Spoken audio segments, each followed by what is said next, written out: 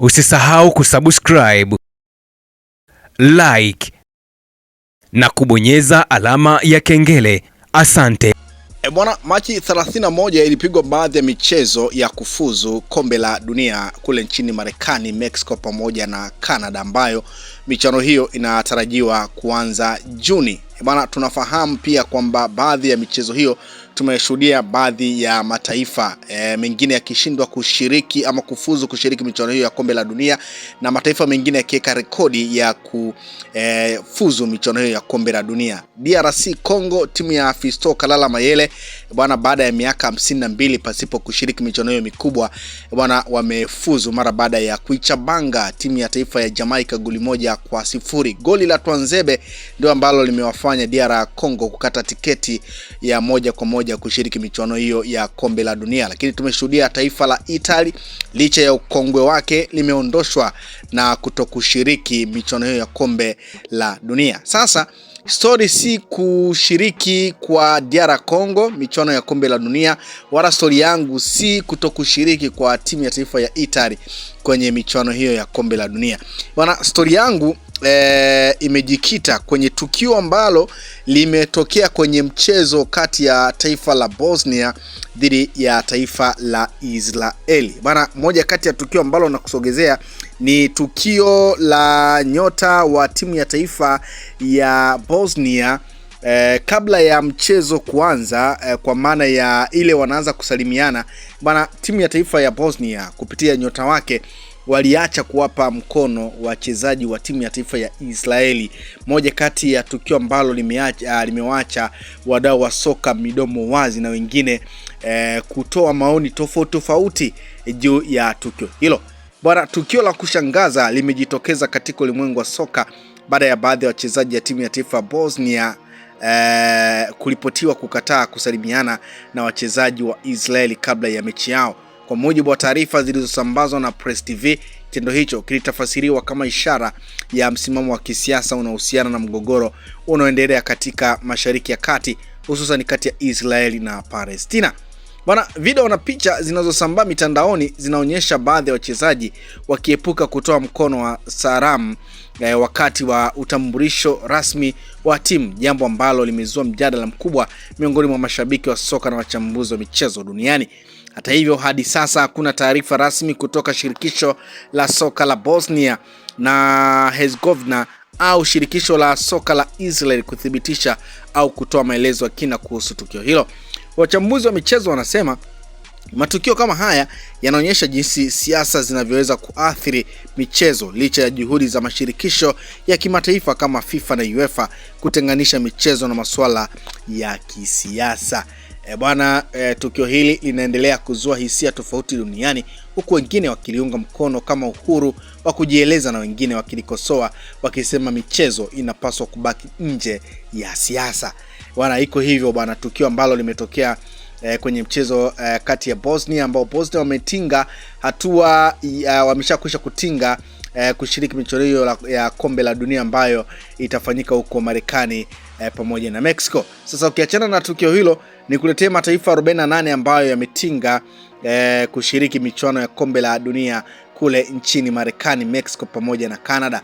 Miongoni mwa mataifa ambayo tayari yameshakwisha qualify kwa maana ya kushiriki michuano hiyo mikubwa ya kombe la dunia ni pamoja na Canada, Mexico, USA, Japani, New Zealand, Iran. Hawa bado hatujajua hatima yao, lakini ni moja kati ya taifa ambalo limekata tiketi ya kushiriki michuano hiyo. Lakini licha ya kauli mbalimbali ya viongozi wa soka la nchi hiyo, bado hatujafahamu hatima ya Irani kushiriki michuano hiyo mikubwa kutokana na kile ambacho kinaendelea kule Mashariki ya Kati kati ya Israeli na Marekani dhidi ya Iran. Lakini taifa jingine ni Argentina, Uzbekistan, South Korea, Jordani, Australia, Brazil, Ecuador, Uruguay, Colombia, Paraguay, Morocco, Tunisia, Egypt, Algeria, Ghana, Cape Verde, South Africa, Qatar, England, Saudi Arabia, Ivory Coast, Senegal, France, Croatia, Portugal, Norway, Germany, Netherlands, Belgium, Australia, Switzerland, Spain, Scotland, Panama, Haiti, Curacao, Turkey kwa maana ya Uturuki, Sweden, Jamhuri ya Czech, Bosnia, DR Congo pamoja na Iraq. Hayo ndio mataifa ambayo yamekata tiketi ya kushiriki michuano hiyo mikubwa ya kombe la dunia. Sasa ukiachana na mataifa hayo 48, pengine tuyatazame makundi yalivyokaa kuelekea kwenye michuano hiyo ya kombe la dunia ambayo inakwenda kufanyika mwezi Juni kule Marekani, Mexico pamoja na Canada. Bwana, kundi A lina mataifa ya Mexico, South Africa, Korea Republic pamoja na Jamhuri ya Czech. Lakini kundi B lina timu ya taifa ya Canada, Bosnia, Qatar, Switzerland.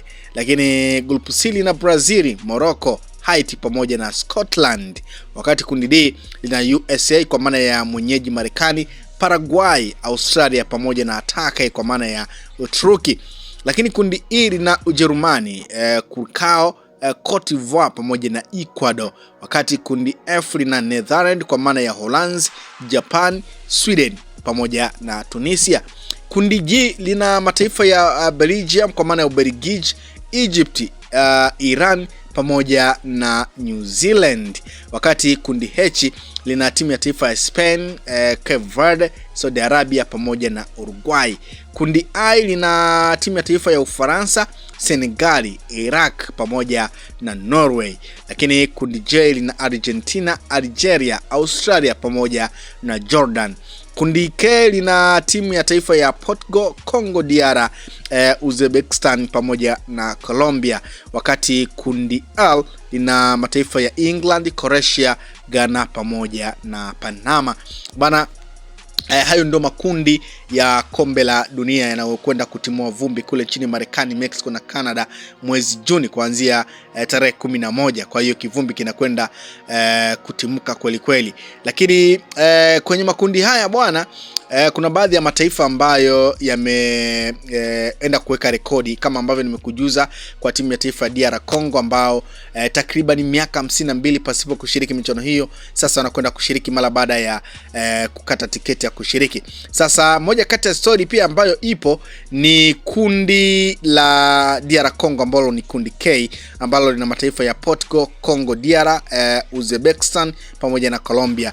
Bwana, nyota wa zamani wa klabu ya Yanga Fiston Kalala Mayele ambaye kwa sasa ni nyota wa klabu ya Pyramids, yeye bwana aliwahi kuzungumza kwamba ndoto yake kubwa ni kushiriki michuano ya kombe la dunia, lakini angetamani kucheza na role model wake ambaye ni Cristiano Ronaldo, kwa maana anatamani kucheza, yani ikitokea imepangwa kundi moja basi acheze naye. Sasa yametimia bwana, mara baada ya DR Congo kupangwa kundi moja na Portugal. Kwa hiyo tunakwenda kumshuhudia Fiston Kalala Mayele ndoto yake ikitimia ya kucheza na role model wake kwa maana ya Cristiano Ronaldo. Lakini kubwa zaidi ni tukio ambalo limetokea kwenye mchezo wa Bosnia dhidi ya Israel, ambapo katika hali iliyoacha gumzo kubwa kwenye ulimwengu wa michezo, wachezaji wa timu ya taifa vijana ya Bosnia na Herzegovina under 20 wamegoma, under 21 wamegoma kusalimiana kwa kupeana mikono na wachezaji wa timu ya taifa ya Israel katika orodha